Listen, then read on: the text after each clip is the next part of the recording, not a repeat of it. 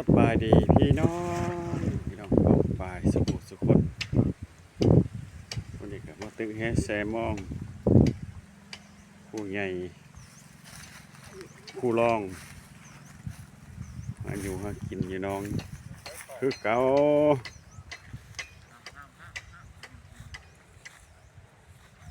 วันนี้เธอยังมาแล้วคิดว่ามันสิบ่ได้คุณละว่าได้พี่น้องปลานิล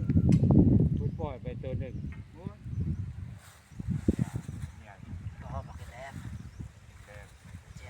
บ่แซ่บบ่แซ่บปลากินแล้ว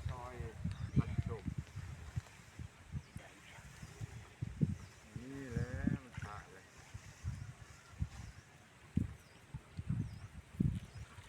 โอ้บ่ถือ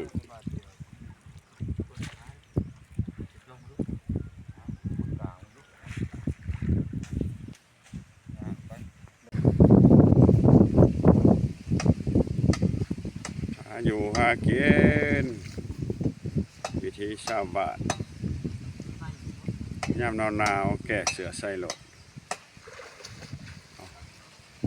ตึกยังอยู่ในบ่มีอ้อมไว้แล้วไม่ได้สีเข่าไป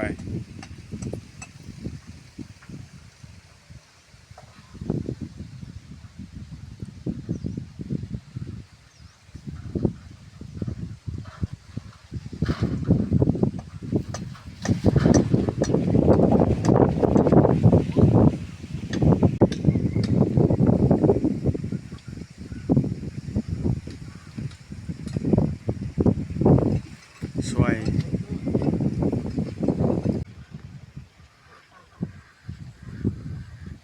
หวาน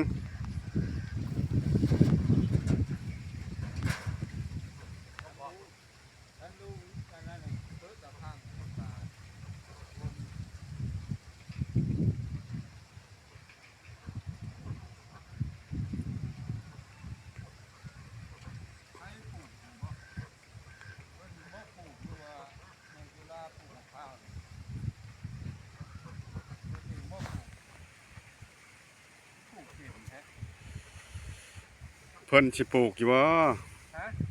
คอยบ่เชื่อปานใดเพิ่นปลูก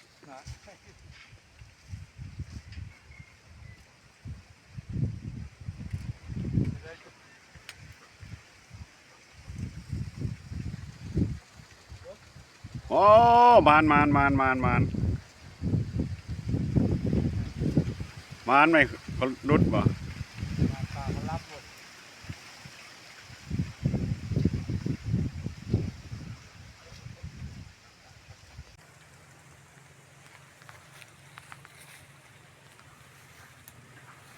ไปอีกดู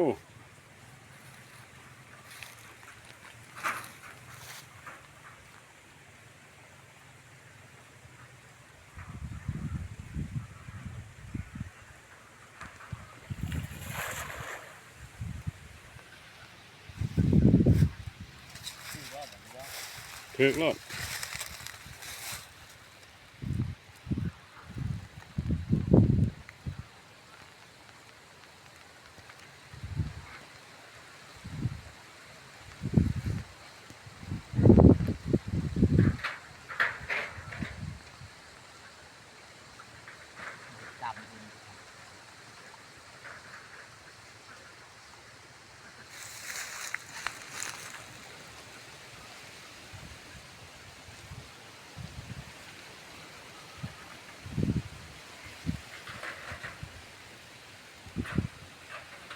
จอด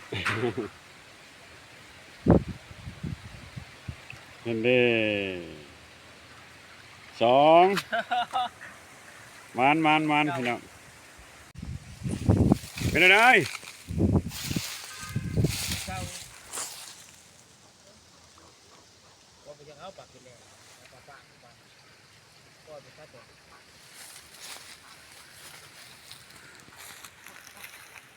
ตัวน้อยบ่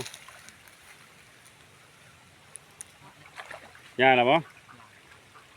ยาพออยู่พอกินแล้วได้2 โต 3 โตแล้วขอบใจเด้อพี่น้องป้องปายเด้อที่เขาเบิ่งเขาชมเป็นกำลังอกกำลังใจให้อาจารย์ชิลอง ตึกแฮครับปูครับปลาคนได้อยู่ได้กินคนมัน